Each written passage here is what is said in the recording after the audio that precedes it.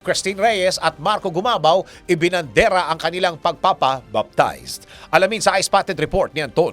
Today marks another milestone in my life. I publicly declared my faith in Jesus through the sacrament of baptism. Ito ang nilagay na caption ni Marco Gumabaw sa kanyang Instagram post tungkol sa kanyang pagpapabaptize noong linggo, June 23. Si Marco ay nagpabaptize kasama ang kanyang girlfriend na si Christine Reyes. Ayon kay Marco, almost 20 years na siyang Christian at ang pagpapabaptize umano niya ay pangalawang beses na rin niya. Sinabi pa na aktor na may mga moment umano sa kanyang buhay na sobra ang pananalig niya sa Panginoon at akala niya raw ay hindi na ito mawawala, pero may mga moment din umano na hinahanap niya ang kanyang sarili dahil napapalayo ang kanyang loob sa Panginoon, sabay sabi ito ng minsan mainit, minsan malamig. Idinagdag pa ni Marco na nakakahanap daw siya ng saya sa worldly things kung saan dapat umano ay sa Panginoon lamang ito matatagpuan. Hindi niya raw alam kung ano ang purpose ng Panginoon sa kanyang buhay, pero ang sure umano siya, handa siyang tanggapin ito dahil naniniwala siya sa Panginoon. Kahit saan umano siya tawagin ng Panginoon,